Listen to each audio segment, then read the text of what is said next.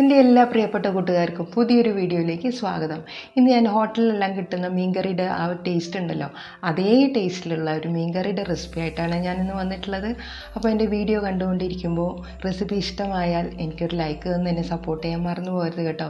അപ്പോൾ നമുക്ക് പെട്ടെന്ന് തന്നെ ഇത് തയ്യാറാക്കുന്നത് എങ്ങനെയാണെന്ന് നോക്കാം. ഇതിനായിട്ട് ഞാനൊരു പാൻ അടുപ്പിട്ട് വെച്ച് ചൂടാക്കിയിട്ടുണ്ട്.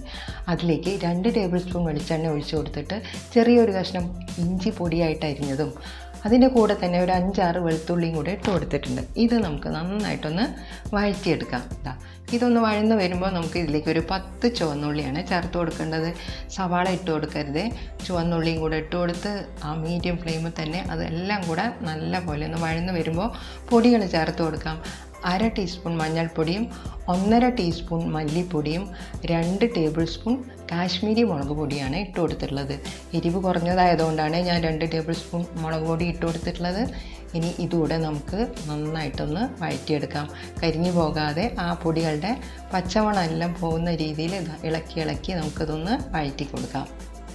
ഇതിപ്പോൾ നന്നായിട്ടൊന്ന് വഴന്ന് വന്നിട്ടുണ്ട്. ഈ സമയത്ത് നമുക്ക് ഇനി ഫ്ലെയിം ഓഫാക്കിയിട്ട് തണുത്ത ശേഷം മിക്സിയുടെ ചെറിയ ജാറിലേക്ക് ഞാനിത് മാറ്റുന്നുണ്ട്. ഇനി ഇതിൻ്റെ കൂടെ ചേർത്ത് കൊടുക്കുന്നത് തേങ്ങയാണ്. 1/2 കപ്പ് തേങ്ങ ഞാൻ ചെരുകിയെടുത്തത് അതിലേക്ക് ഇട്ട് കൊടുത്തിട്ടുണ്ട് കേട്ടോ. ഇനി കുറച്ച് വെള്ളം കൂടെ ഒഴിച്ചു കൊടുത്ത് അത് നല്ല പേസ്റ്റ് പോലെ നമുക്കൊന്ന് അരച്ചെടുത്തിട്ട് വരാം. ആ കൂട്ട് ഞാൻ നന്നായിട്ട് അരച്ചെടുത്ത് കൊണ്ടുവന്നിട്ടുണ്ട് കേട്ടോ. ഇതുപോലെ നല്ല പേസ്റ്റായിട്ട് അരച്ചെടുക്കണം. ഇനി കറി തയ്യാറാക്കാൻ ഒരു മൺചട്ടി റെഡിയാക്കി വെച്ചിട്ടുണ്ട്. അതിലേക്കാണ് നമ്മളിപ്പോൾ അരച്ച് കൊണ്ടുവന്നിട്ടുള്ള ആ മിക്സ് ഒഴിച്ചു കൊടുക്കുന്നത്. ഇനി ആ മിക്സിയുടെ ജാറ് കഴുകിയ കുറച്ച് വെള്ളമുണ്ട്, ഒരു 1/4 കപ്പ് വെള്ളം, അതുകൂടെ അതിലേക്ക് ഒഴിച്ചു കൊടുത്തിട്ട് നമുക്ക് ഇതൊന്ന് ഇളക്കി എത്രത്തോളം അതിൻ്റെ കട്ടി ഉണ്ട് എന്നൊന്ന് ആദ്യം നമുക്ക് ഇതുപോലെ ഒന്ന് നോക്കാം. കറിക്ക് എത്രത്തോളം കൺസിസ്റ്റൻസി വേണമെന്നാണല്ലോ നമ്മൾ ആദ്യം തീരുമാനിക്കേണ്ടത്. എന്നിട്ടാണല്ലോ മീൻ കഷ്ണങ്ങൾ ഇടേണ്ടത്. അപ്പോൾ ഈ ഒരു കട്ടിക്കാണ് ഇപ്പം മീൻ കറി ഇരിക്കുന്നത്. ഇനി ഇതിലേക്ക് നമുക്ക് പുളിവെള്ളം ഒഴിച്ചു കൊടുക്കണം. ഒരു ചെറുനാരകയുടെ വലുപ്പത്തിലുള്ള പുളി ഞാൻ ഒരു 1/2 കപ്പ് വെള്ളത്തിൽ പിഴിഞ്ഞ് വെച്ചിട്ടുണ്ട്. അതുകൂടെ ഒഴിച്ചു കൊടുത്തിട്ടുണ്ട്. പാകത്തിനുള്ള ഉപ്പുകൂടെ ഇട്ട് കൊടുത്ത് നന്നായിട്ടൊന്ന് മിക്സ് ചെയ്തിട്ടുണ്ട്. ഇനി മീൻ കഷ്ണങ്ങൾ വേകാനുള്ള വെള്ളം കൂടെ ഒഴിച്ചു കൊടുക്കണം. അതൊരു 1/2 കപ്പ് വെള്ളം അതിലേക്ക് ഒഴിച്ചു കൊടുത്തിട്ട് കറിയുടെ തിക്നെസ് ഈ ഒരു അളവിലാണ് തയ്യാറാക്കിയിട്ടുള്ളത്.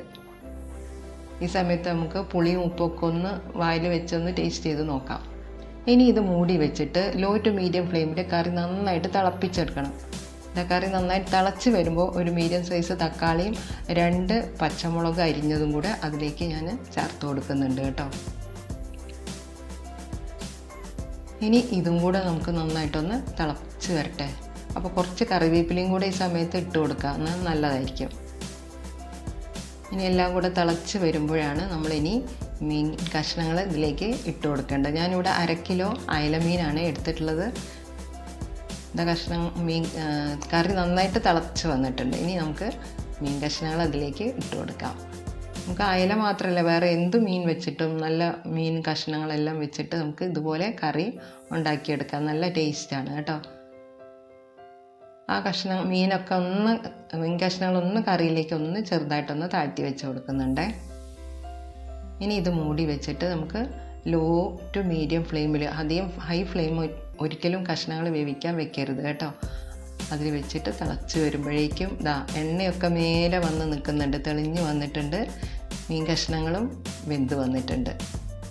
ഗ്രേവിയുടെ തിക്നെസ് ഈ ഒരു തിക്നെസ്സിലാണ് കറിയുടെ ഗ്രേവി ഉള്ളത്. ഇനി ഇത് തണുക്കുമ്പോൾ ഒന്നുകൂടെ ഒന്ന് കുറുകി വരും. അപ്പോൾ കഷ്ണങ്ങളെല്ലാം വെന്ത് അതിലേക്ക് എരിവും പുളിയും എല്ലാം നന്നായിട്ട് പിടിച്ചിട്ടുണ്ട്. അപ്പോൾ ഇനി ഇതുപോലെ നിങ്ങൾ കറി ഒന്ന് തയ്യാറാക്കി നോക്കിയിട്ട് നിങ്ങളുടെ അഭിപ്രായങ്ങൾ കമൻറ്റിലൂടെ എന്നെ അറിയിക്കാൻ മറക്കരുത് കേട്ടോ. വളരെ ടേസ്റ്റി ആയിട്ടുള്ളൊരു മീൻ കറിയാണ്. ഇനി നമ്മൾ ഇതിലേക്ക് അവസാനമായിട്ട് കുറച്ച് കറിവേപ്പിലയും കൂടെ ഇട്ട് കൊടുത്തിട്ട് നമുക്ക് ഫ്ലെയിം ഓഫാക്കാം. ഇനി ഫ്ലെയിം ഓഫാക്കി കഴിഞ്ഞിട്ട് ഞാൻ അതിലേക്ക് ഒരു 1/4 ടീസ്പൂൺ ഉലുവാപ്പൊടി കൂടി ചേർത്ത് കൊടുക്കുന്നുണ്ട്. ഏറ്റവും അവസാനമാണ് ഉലുവാപ്പൊടി ചേർത്ത് കൊടുക്കുന്നത്. ഉലുവാപ്പൊടിയും കൂടെ ചേർത്ത് കൊടുത്ത് നമുക്ക് മൂടി ഇവിടെ കറി ഒന്ന് തണുക്കാനായിട്ട് മാറ്റി വയ്ക്കുന്നുണ്ട്. അപ്പോൾ ഈ ഒരു തിക്നെസ്സിലാണ് കറി ഇരിക്കുന്നത്. ചോറിൻ്റെ കൂടെ മാത്രമല്ല, ചപ്പാത്തിയുടെയും പൊറോട്ടയുടെ കൂടെ എല്ലാം കഴിക്കാൻ പറ്റിയ നല്ലൊരു മീൻ കറിയാണ് കേട്ടോ. അപ്പോൾ റെസിപ്പി ഇഷ്ടമായ ലൈക്ക് തരാനും അതുപോലെ പുതിയ ഫ്രണ്ട്സ് ഉണ്ടെങ്കിൽ സബ്സ്ക്രൈബ് ചെയ്ത് തന്നെ സപ്പോർട്ട് ചെയ്യാനും മറന്നു പോകരുതേ. Thank you for watching.